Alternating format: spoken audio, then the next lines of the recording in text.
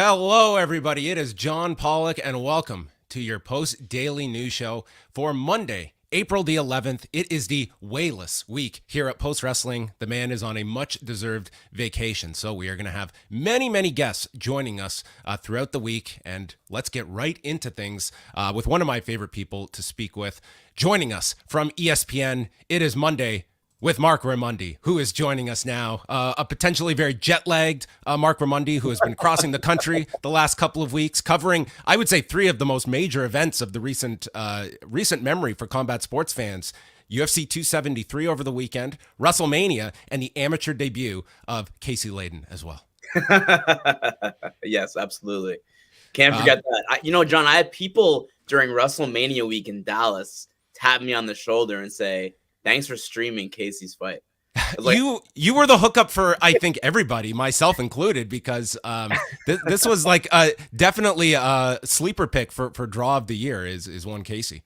I love how my new claim to fame is just the guy who shot Casey Layden's fight in a casino, and not just shooting. I mean, you got right in. I love the moment. I'm going into the cage, and in you go. Post-fight interview, everything. I mean, you came all equipped. You were doing the job of multiple people. A whole production crew is Marc Raimondi. But that was a very cool fight to see, as well as your comment section that was just full of like a who's who of MMA media fighters in there. You had Chris Cyborg, Cub Swanson in there. Yep. It was quite an interesting experiment just to see the amount of attention that it received. I was very happy to do that, and I was very happy to see all those comments because, to be honest, I was really nervous. So I can imagine glad to have kind of the community with me while I was streaming that.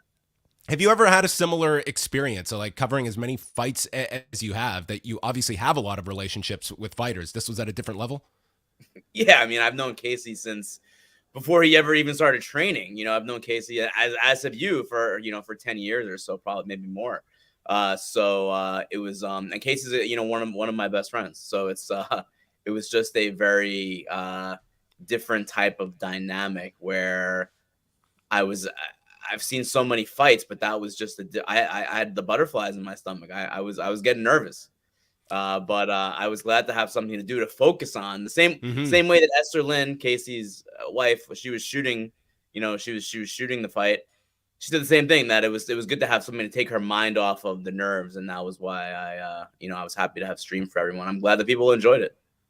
Well, let's jump into the weekend, and we go back to UFC 273 that you were covering live in Jacksonville, Florida. And I wanted to start off with Aljamain Sterling's performance against Petr Yan. This was obviously the most, I guess, discussed decision of the night. And let's just start off with how you scored the fight, which, I mean, it really did come down to that first round that I've watched twice now, and it was obviously that was the dissenting round. Yeah, that was a really, really hard fight to score. And I had to be honest with you. I was not, because of where I was sitting cage side, I did not have the greatest view. So I don't know if I didn't really score it in that way. I didn't think that the decision was unfair. I thought that it was a toss up either way. Yeah. I did know, I had a feeling that the judges would not give Sterling a 10-8 in either the second or the third rounds. I had a really, really strong feeling that would not be the case. So I saw people saying, "Oh, it might be a draw."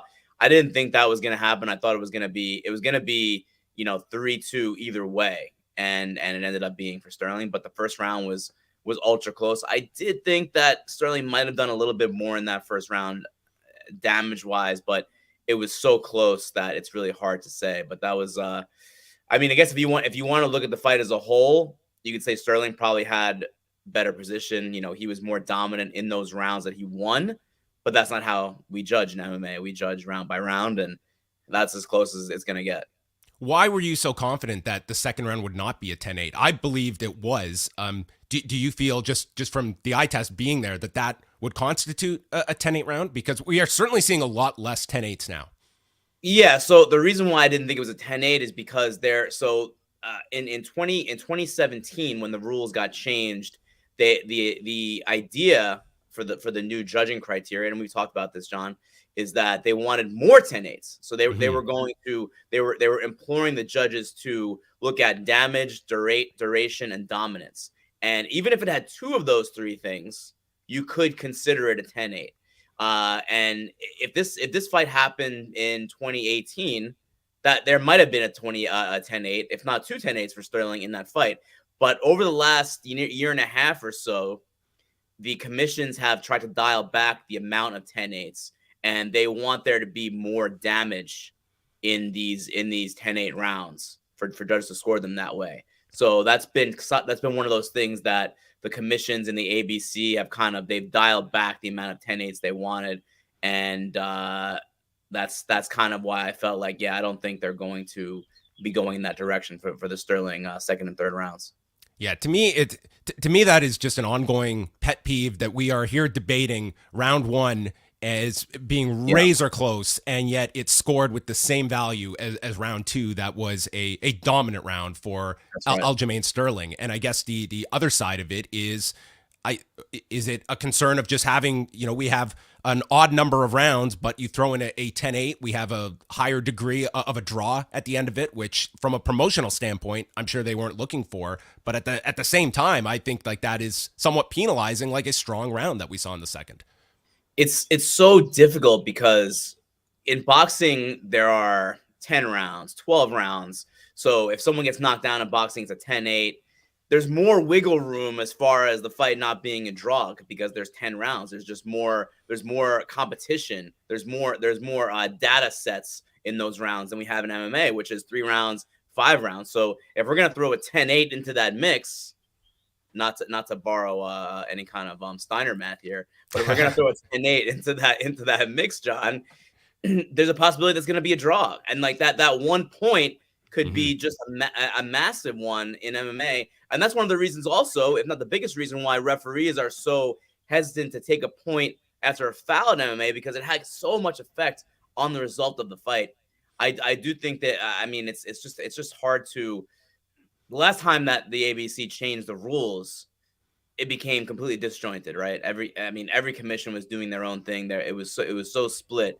So it's just freaking hard to get, real change, like real progressive, positive change to be done in MMA, because every state, every jurisdiction seems to just want to do their own thing. And it's pretty frustrating for, the athletes, the coaches, and so on and so forth. So as a byproduct of that fight, and it was, a huge victory for Aljamain Sterling. I hardly thought this was any kind of robbery. I think there's a justifiable reason for a Sterling win, for a draw, whichever way you want to go. But this is quite a remarkable story of him coming back from neck surgery on top of it and facing a ton of scrutiny going into this fight.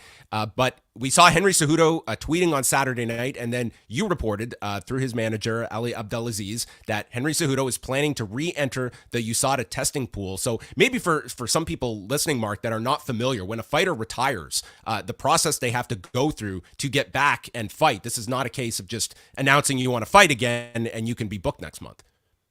That's right. Since USADA became the UFC's anti-doping partner, there has been a rule that if you retire voluntarily and you then decide to come back however long after, you'll have to re-enter yourself back into the pool, because retirement means you leave the pool.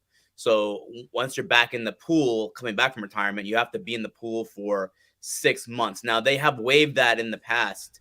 The most notable was Brock Lesnar, of course, UFC 200, which was very controversial. But it just happened with Miesha Tate last year, where they waived the full 6 months and they put Miesha Tate back in the pool. Now, I don't know if that's going to happen for Cejudo. I'm sure he'll probably petition to get that exemption if he does want to fight Volkanovski next, because Volkanovski has said he wants to fight 3 times this year. So, and he's already, he has 2 more left, and we're in April already. So, but by rule, if you look at the UFC's anti-doping policy, Cejudo would have to be in the pool for 6 months, which means he wouldn't be able to fight until, the fall, like October, November, something like that. But that does him being back in the pool signifies he's coming back. I mean, that's kind of what that means now with the UFC and USADA.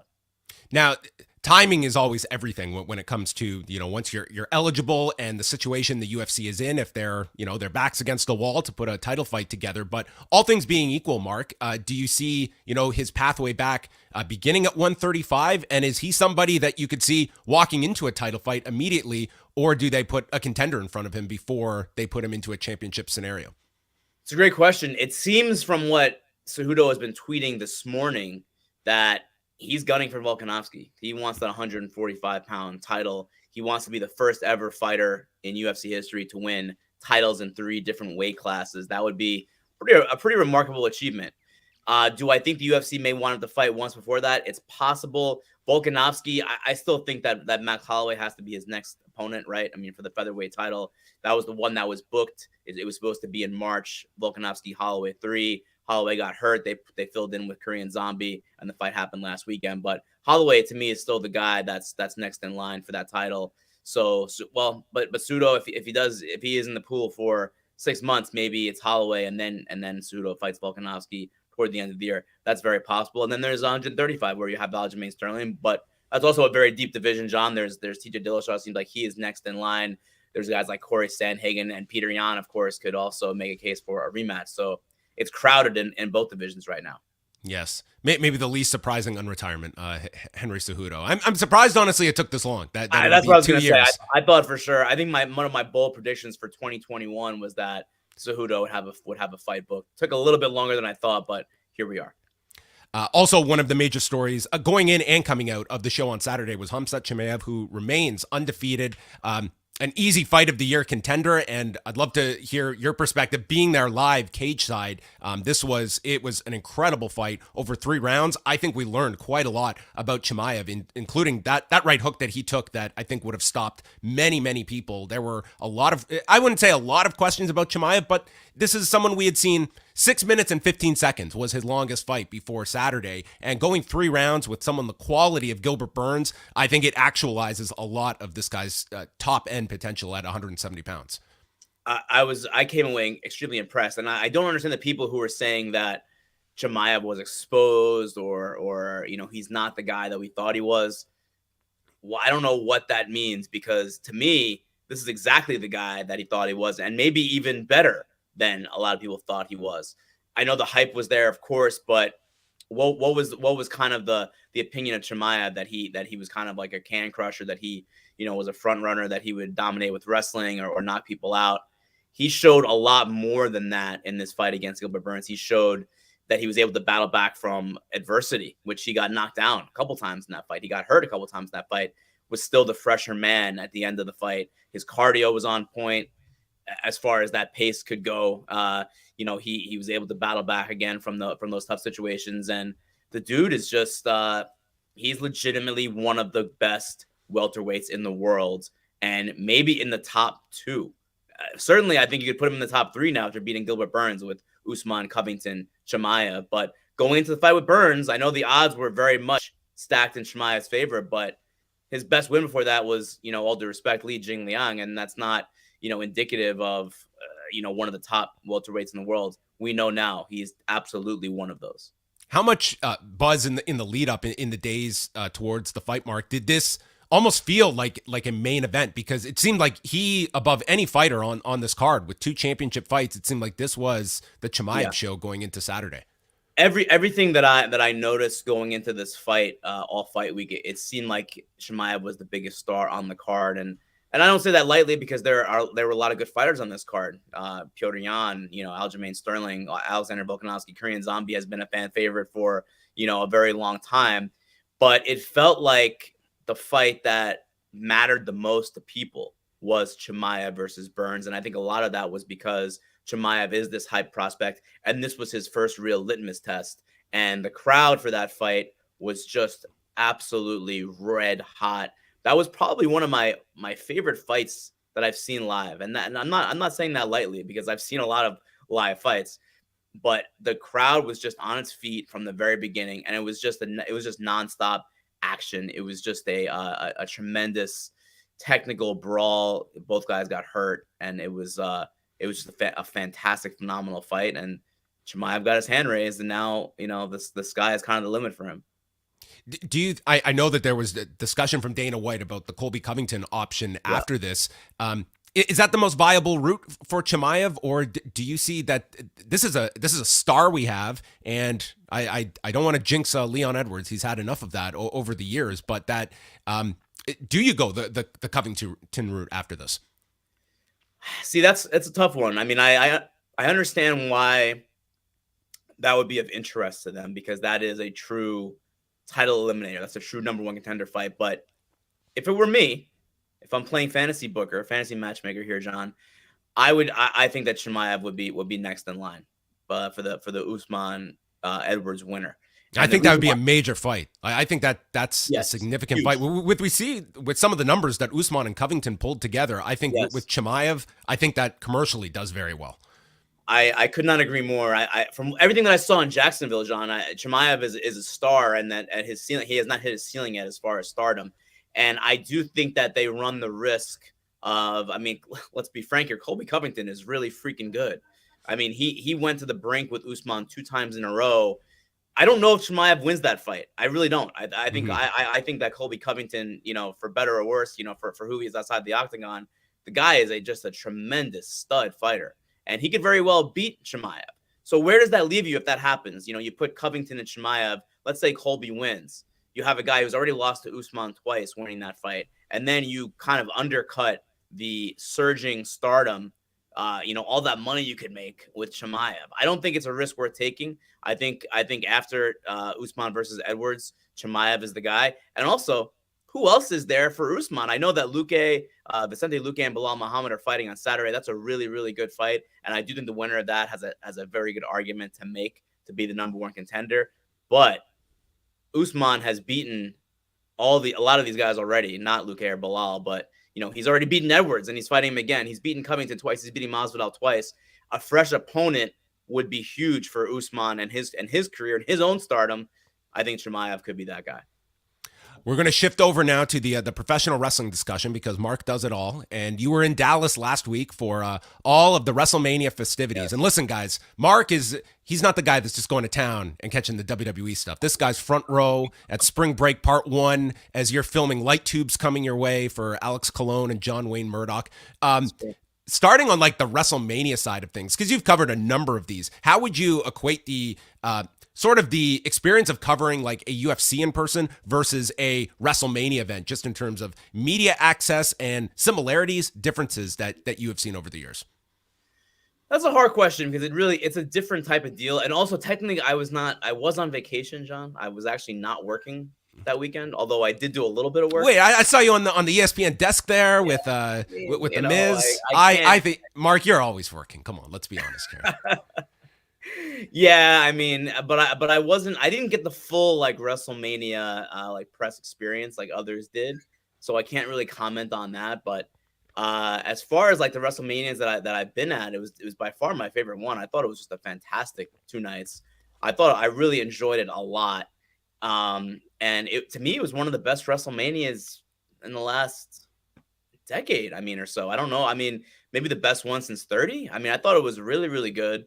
I thought that, the crowds were great both nights. The action in the ring was great both nights. And how do you like the 2 nights? Because you've experienced both like WrestleMania and like we were at Wrestle Kingdom about 105 years ago before the pandemic for the 2 night. And it's like you certainly feel it that second night, but I think this is such a better presentation than some of those marathon shows where you're talking 7 hours at MetLife Stadium.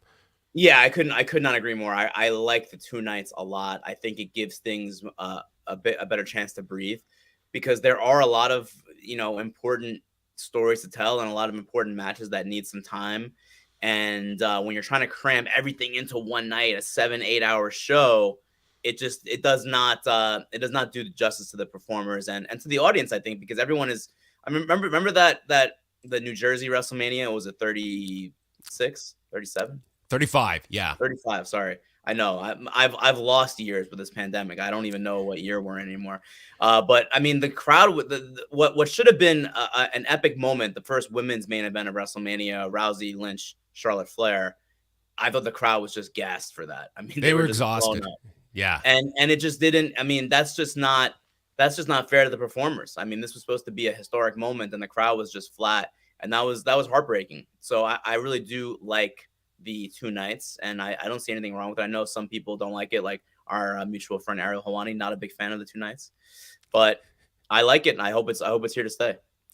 Yeah, I mean, we know it's. I think the fact that they've already announced it this far out for SoFi Stadium, I think this is going to be the staple, and I'm sure they're not complaining about 2 gates instead of 1 for each of these weekends. On top of it, like it's a very financially lucrative option for them too. Outside of WrestleMania, what were some of the highlights for you of different shows you got to see, different matches?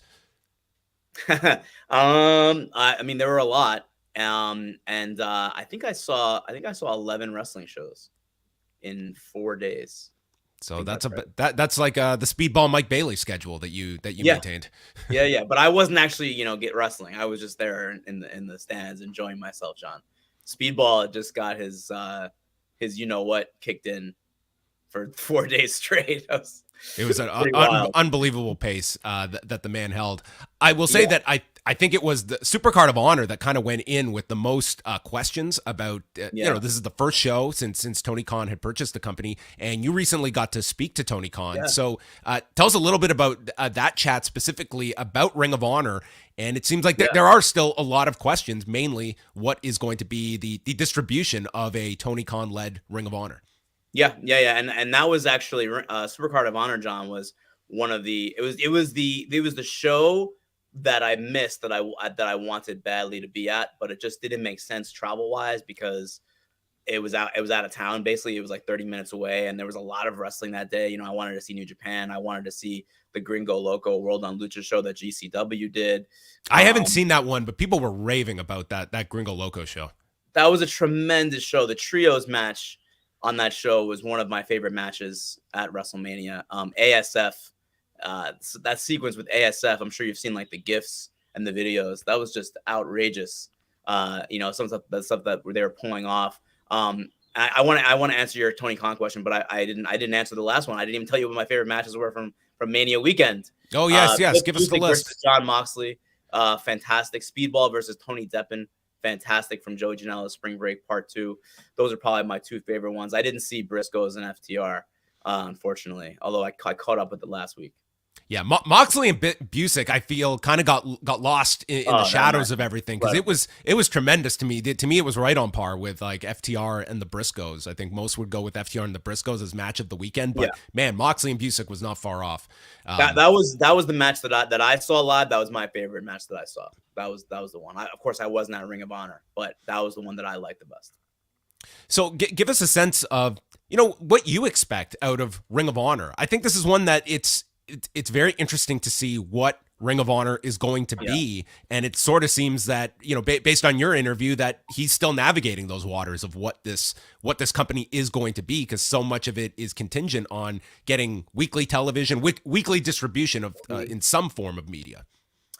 Yeah. And that's kind of what my biggest takeaway was from my chat with Tony Khan last week, is that he likely does have plans, and he does have plans for Ring of Honor, but it's a matter of getting Warner Media to buy in. And I think that even though he owns Ring of Honor separately than he does AEW, I do think that he wants Warner Media to be the partner for Ring of Honor. He wants to incorporate that into being a complementary piece for AEW. Now, I'm not sure if that means TBS or TNT. It could mean HBO Max. It could mean, any measure of what Warner Media has. And now Discovery is part of their, now they've merged, Discovery is also part of that too. So that's also probably one of the things that's kind of like gumming up the works, I would imagine, the merger with Warner Media and Discovery.